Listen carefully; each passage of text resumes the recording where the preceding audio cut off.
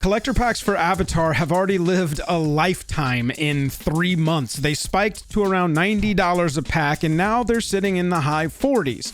This is about a 45% haircut for just waiting a bit, which is great for buyers and terrible for anyone who panic bought at the top, especially terrible for scalpers. Here's the truth about Avatar collector boxes. At around $500 a box, they're one of the more reasonable universes beyond collector products we've had in a while, but that does not magically make them a good buy for everybody because they're still $500. It just means we finally have room to ask the right questions. Who should actually open this? Who should only ever touch singles? Everyone probably. And who is trying to warehouse sealed cases in their closet until that one day in 10 years when you're showing me your place and your closets are just full of sealed magic product, just like tons of it in the closets and it's under the bed, and you're like, how do I get rid of all this? Would you want to buy any of this? Do you have any suggestions on how to oh yeah, this closet is fully, this is all full too. Hey, by the way, I'm Joel. I've been playing Magic for over 20 years and I review Magic the Gathering and Magic the Gathering accessories. Subscribe and I'll keep you ahead of this stuff so you can play more and punt less with your money. Today we're going to walk Magic the Gathering's Universes Beyond's Avatar The Last Airbender's Magic the Gathering set. We're going to walk that through the same checklist I use for every release. What is actually in these packs, how the chase cards compare to earlier sets, what sealed prices are doing across the board, and exact pricing bands where I think Avatar collector boxes make sense and where they absolutely do not.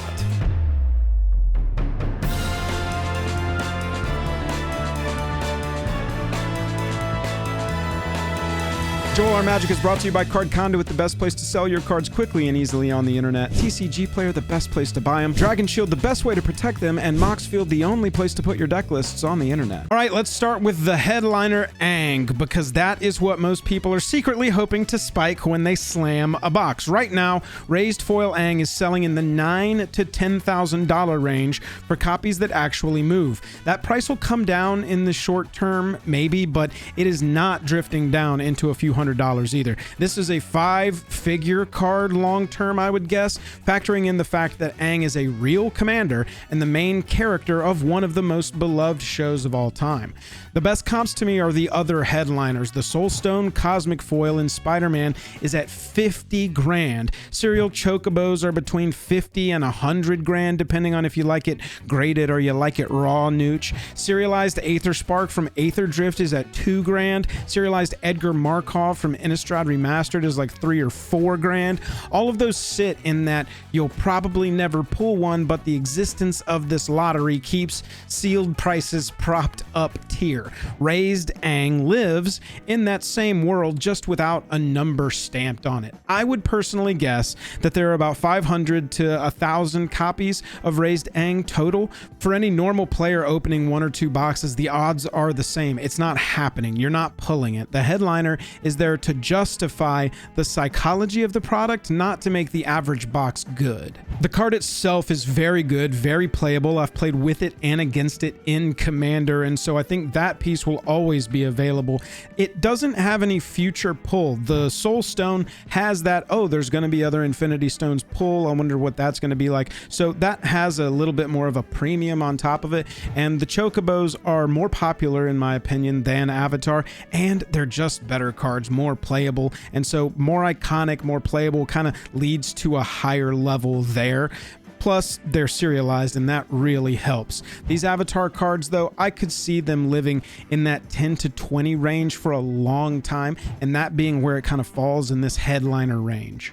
But again, that doesn't matter. That's just a guess at what the lottery will be. There are cards that actually matter that you can pull from these boxes that give them some expected value. Right under that headliner is the Neon Ink Borderless Cycle, and this is where people are going to mentally anchor the realistic chase cards in Avatar. The initial numbers actually give us a pretty clean picture. Right now, the Borderless Neon Ink Aang is sitting around 1,500.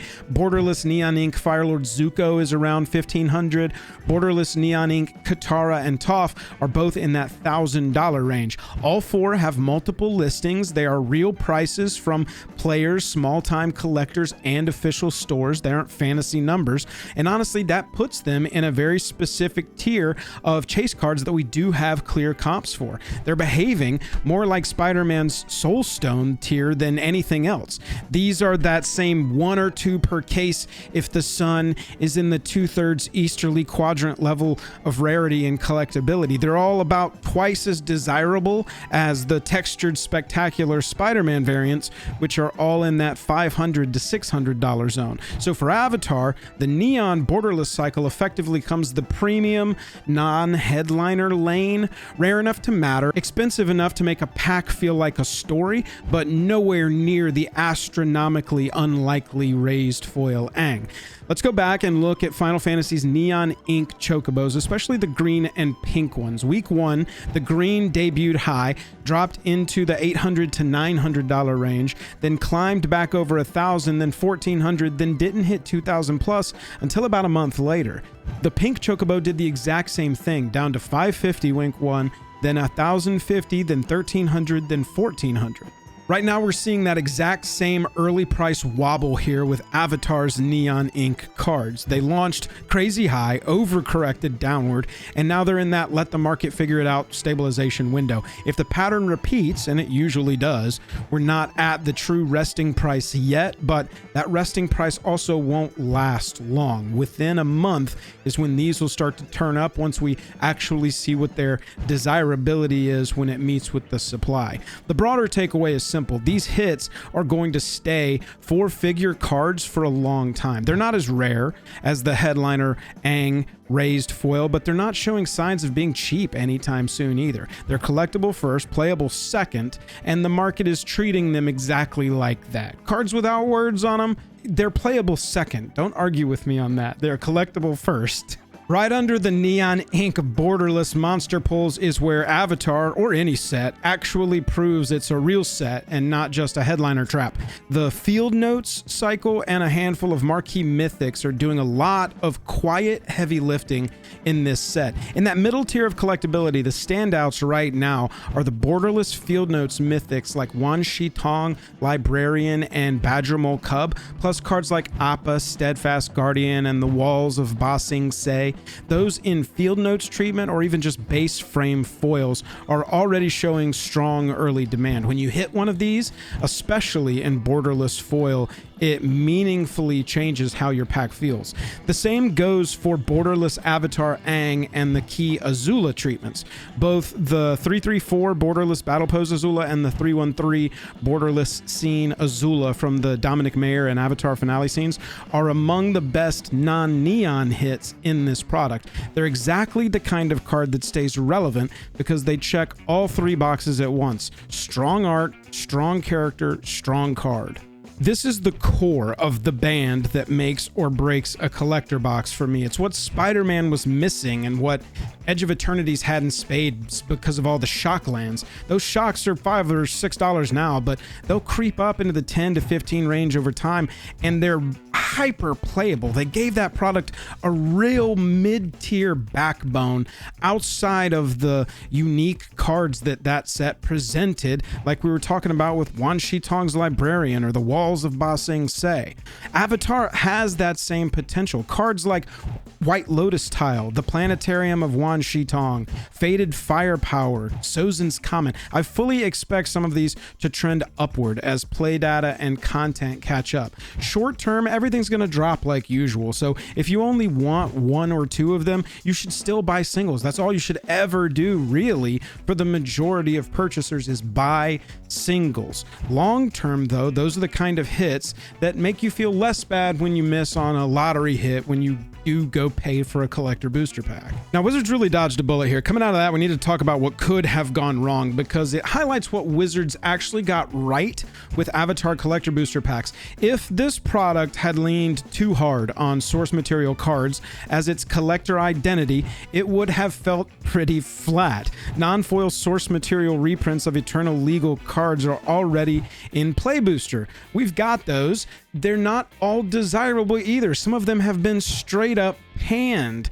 And look, the foil versions are neat. That's what the collector booster exclusivity is going to give you, but the hit rate's pretty uneven. Some of them are absolute home runs, Great Hinge, Aang's Shelter, the Force of Negation, and the Teferi's Protection.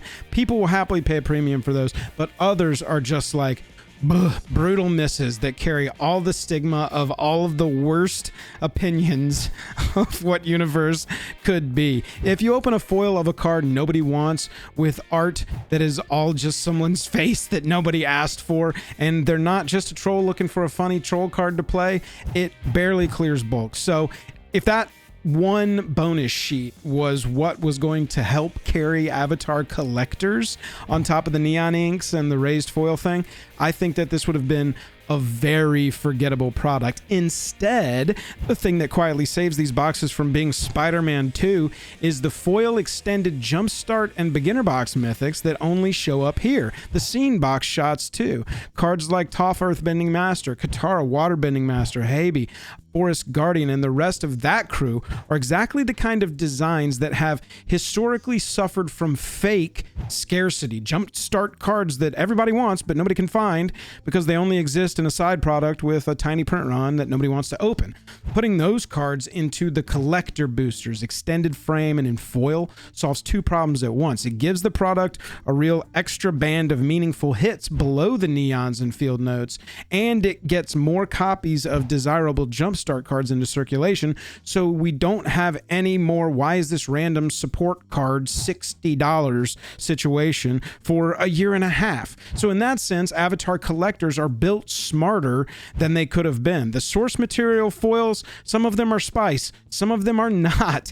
The headliners and neons are really the story, but the jumpstart mythics and extended foil are the practical glue that is really going to keep value from super collapsing completely into whatever Spider-Man turned out to be. So where does that leave Avatar collectors in the real world we're living in, not the fantasy world where every pack has a raised Aang inside it? The price right now of these is falling, not rising. The packs were $90 each 3 months ago, and they're like $48 or $49 today. That's a 45% drop back toward MSRP, and honestly, it's a good sign. It means the market is correcting after the Final Fantasy shadow and settling into something closer to what a collector product should cost. He said about these 500, 450 MSRP boxes. At this price, Avatar becomes way more reasonable if you're the right kind of buyer. Like I said, singles buyer, most of you should be in that category. Singles buyer. Collector buyers, if you're a diehard Avatar fan and you want to try and open Appa and Azula and Philnos, Wan Shi Tong, and hold the cardboard in your hands and rub it between your thighs, this is the first collector product in a while where I can say clearly anything at or surely under MSRP is defensible. I'd keep an eye out for $500 or lower and pull the trigger there. You're not buying expected value, you're buying the experience, and Avatar delivers a good one in my opinion. If you're someone who just wants one box for the ride, I'd wait a little bit. Prices are still kind of sliding. It already broke 500 on TCG. At 500 to 520 maybe, you're in the sweet spot where if it gets up to there, you can enjoy the chase and not feel like you signed a lease agreement for your hobby product. And that's mostly me just saying like, hey, see if it slides any lower, but like set a high. And I think like that 520 range, I think that's fair if you want to open this. If you're really like, I get a collector box of everything that comes out, I wouldn't pay more than that. Certainly not up into the 550. And if you want specific singles, nothing has changed. Just wait. The early prices on the neon borderless cards, the raised foil Aang are still coming down. That means that while those highest ones are falling, everything else is falling below it because everything else continues to fall once those highest hits start to climb back up. Hit that subscribe button if you want to stay in the know about all this stuff. I will keep you up to date on these set crashes. You can look for purple border thumbnails on the channel. That will show you the other places where I've covered sets at the right time for purchasing. And so as far as singles go, if you only want one copy of something like White Lotus, Tyler Sozin's Comet, there's zero reason to open a $500 box to get it. Even the most foiled, most blinged out copies will cost you less than that. And that's the real dividing line for Avatar or any set that is a good set. It's got good experience, good chases, reasonable at MSRP, as reasonable as MSRP can be nowadays. Not a box you're going to open with the expectation of recouping your money, and absolutely not a box you should buy at a premium while this price continues to drift downward in real time. And so that's where I land. If you love Avatar, buy this close to MSRP and enjoy the ride. If you're looking for specific cards, wait for singles like always. And if you're trying to treat collector boxes like savings bonds, think long and hard about whether you actually want a closet full of boxes to manage later. Your closet's already full. Go look under your bed and tell me it's not full of boxes already. Don't do that. Everybody else, patience is your friend. Prices are trending down. The set's popular. It's not Final Fantasy Nuclear. The neons are going to settle. The field notes are going to settle even more. The jumpstart mythics are circulating like they need to. The whole product is going to look a whole lot clearer when the first wave of FOMO burns off in about 6 weeks. Until then, I'll be covering the market and watching it closely. Hit that subscribe button or that like button if you've already done that. Make sure you're notified so that you are ready when these videos drop. This set's going to be interesting. Talk to you soon. Bye.